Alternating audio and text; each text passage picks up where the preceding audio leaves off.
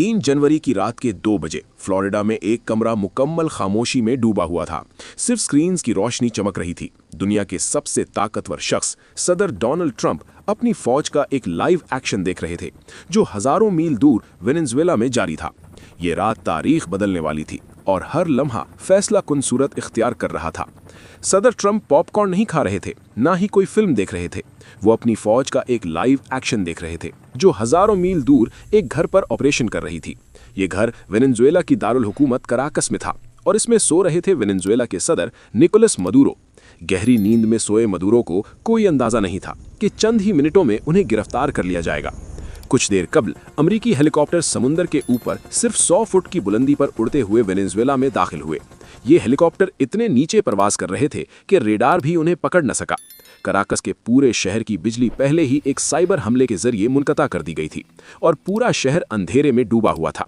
फिर delta force के commandos helicopter से रस्सियां डालकर मदुरो के घर की छत पर उतरे।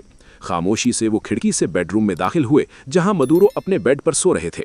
इस वक्त मदुरो की नींद खुल गई और वो अपने स्टील से मजबूत किए हुए सेफ रूम की तरफ भागने की कोशिश करने लगे, लेकिन कमांडोज भी तेजी से आगे बढ़े।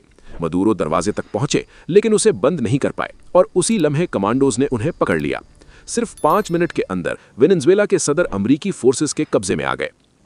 बाद में सदर डोनाल्ड ट्रंप ने फॉक्स न्यूज पर कहा, यह ऐसा था जैसे मैं टीवी देख रहा हूं, लेकिन यह कोई टीवी शो नहीं था। यह जदीद तारीख का सबसे हैरानकुन अस्करी ऑपरेशन था। यह ऑपरेशन एक रात में नहीं हुआ, इसकी मंसूबाबंदी महीनों पहले से शुरू हो चुकी थी। जब दुनिया को लग रहा था कि वेनेजुएला में सब कुछ मामूल के मुताबिक है, तब अगस्त 2025 में CIA ने खुफिया तौर पर एक छोटी टीम वेनेजुएला भेज दी थी। इस टीम का काम था मदुरो की हर हरकत पर नजर रखना। कहाँ रहते हैं, कहाँ सफर करते हैं, क्या खाते हैं, क्या पहनते हैं, यहाँ तक कि उनके पालतू जानवर कौन से हैं, सब कुछ ट्रैक किया गया। मजीद ये कि CIA का एक जासूस वेनेजुएला की हुकूमत में मौजूद था, जो मदुरो की सही लोकेशन और हरकतों की मालूमात बराह रास्त अमरीका को दे रहा था। सुनने में ये आसान लगता है, लेकिन हकीकत में ये मिशन इंतहाई खतरनाक था। CIA की ये टीम किसी सिफालती कवर के बगैर काम कर रही थी। अगर पकड़ी जाती तो अमरीका बाज़ाब्ता तौर पर कुछ नहीं कर सकता था, बिल्कुल वैसे जैसे फिल्मों में दिखाया जाता है। ऑपरेशन के लिए जमीन तैयार हो रही थी, बस एक मुहर्रिक चाहिए था। नवंबर 2025 में सदर ट्रंप और मदुरो के दरमियान एक फ़ोन कॉल हुई, जिसमें सदर ट्रंप ने मदुरो को साफ अल्फाज में कहा, ताकत और मुल्क छोड़ दो, यही तुम्हारे लिए सबसे बेहतर है। ये एक किस्म का अल्टीमेटम था, लेकिन मदुरो ने इनकार कर दिया। बाद में secretary of state Marco Rubio ने प्रेस कॉन्फ्रेंस में कहा कि मदुरो को बचाने के लिए कई बेहतरीन पेशकशें दी गईं, लेकिन उन्होंने उनको कबूल नहीं किया। मदुरो के इनकार के बाद ऑपरेशन की तैयारी आला सतह पर पहुंच गई। इसके बाद अमेरिका ने एक ऐसा काम किया जो सुनकर लगता है किसी मिशन इम्पॉसिबल फिल्म का सीन है। अमेरिकी फौज ने केंटकी में मदुरो के घर जैसा डुप्लीकेट घर बनाया और डेल्टा फोर्स के कमांडोज ने पूरी मशकें की ताकि ऑपरेशन बिल्कुल दुरुस्त हो।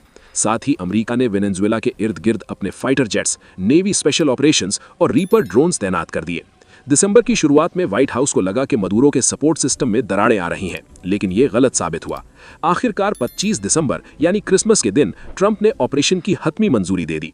क्रिसमस की छुट्टियों को मुंतखब करने की वजह यह थी कि वेनेजुएला की फौज के बहुत से अहलकार छुट्टी पर होते हैं, इसलिए ऑपरेशन आसानी से मुमकिन हो सकता था। लेकिन इस दौरान एक और मसला सामने आया। वेनेजुएला में मौसम खराब था, जिसकी वजह से ऑपरेशन कई दिनों तक इंतजार में रहा। आखिरकार 2 जनवरी 2026 की शाम मौसम कुछ बेहतर हुआ और रात 10:46 पर सदर ट्रंप ने हतमी गो अहेड दे दिया। इसके बाद शुरू हुआ एक ऐसा ऑपरेशन जो दुनिया ने पहले कभी नहीं देखा। ट्रंप के हुक्म के बाद 20 मुख्तलिफ अड्डों से 150 से ज्यादा अमरीकी फौजी जहाज रवाना हुए। इसके बाद एक साइबर ऑपरेशन के जरिए कराकस शहर की पूरी बिजली काट दी गई और पूरा शहर अंधेरे में डूब गया। फिर कराकस के इर्द गिर्द के रेडार और एयर डिफेंस सिस्टम्स को तबाह कर दिया गया ताकि हेलीकॉप्टर आसानी से आगे बढ़ सके। हेलीकॉप्टर समुद्र के ऊपर सिर्फ 100 फुट की बुलंदी पर उड़ते हुए मदुरो के कंपाउंड पर पहुंचे, जहां फायरिंग हुई। एक हेलीकॉप्टर को नुकसान पहुंचा, लेकिन वो उड़ता रहा। डेल्टा फोर्स के कमांडोज धमाके के साथ इमारत में दाखिल हुए और सिर्फ 3 मिनट में मदुरो तक पहुंच गए। मदुरो अपनी बीवी सिलिया फ्लोरेस के साथ सो रहे थे, लेकिन फौज ने उन्हें सेफ रूम में जाने से पहले ही पकड़ लिया। सिर्फ 5 मिनट के अंदर मदुरो डेल्टा फोर्स के कब्जे में थे और उन्हें हेलीकॉप्टर के जरिए USS इवो जीमा पर ले जाया गया, फिर कायो और आखिरकार New York Stewart air national guard base पर पहुंचाया गया। मदुरो की तस्वीरें बाद में पब्लिक की गई और एक दूसरे मुल्क के सदर को अमरीकी सरजमीन पर गिरफ्तार देखा गया। मदुरो की गिरफ्तारी के बाद अमरीका ने दुनिया को वाज़ेह पैगाम दिया, कोई भी मुल्क या शख्स अमेरिका के फैसलों को नजरअंदाज नहीं कर सकता। ट्रंप के हमायतियों ने कहा, यह कार्रवाई अमेरिका की सिक्योरिटी और आलमी शांति के लिए जरूरी थी। हमने कोई खतरा नहीं मोल लिया। अमेरिकी मीडिया ने पूरी कार्रवाई को परफेक्ट ऑपरेशन करार दिया। CIA के जराये ने बताया कि यह मिशन 99.9% सफल रहा और कोई गैर मुतवक्के नुकसान नहीं हुआ। इस दौरान वेनेजुएला के अवाम की हालत कशीदा रही। कई शहरों में मुजाहिरे हुए, लेकिन फौज ने सूरत हाल को काबू में रखा। इस दौरान अमेरिका ने वेनेजुएला में एक आर्जी हुकूमत कायम करने के लिए मंसूबा भी बनाया ताकि मुल्क में इस्तेहकाम पैदा हो सके। इस आर्जी हुकूमत के सरबराह को बैनुल-अक़वामी तौर पर तस्लीम किया गया और अमेरिका ने इसकी मुकम्मल हमायत की। ये कदम न सिर्फ अमेरिका के सियासी असर रसूख को बढ़ा गया, बल्कि दुनिया को भी दिखा गया कि ताकत और मंसूबाबंदी किस हद तक असरअंदाज हो सकती है। ये कार्रवाई न सिर्फ एक मिलिट्री मिशन थी, बल्कि दुनिया को एक वाज़ेह पैगाम दे रही थी। ताकत, मंसूबाबंदी और अज़्म से कोई भी नामुमकिन काम मुमकिन बनाया जा सकता है। 3 जनवरी 2026 की ये रात आलमी सियासत की तारीख में हमेशा याद रखी जाएगी और हर लीडर, हर नाज़िर इससे सबक लेगा।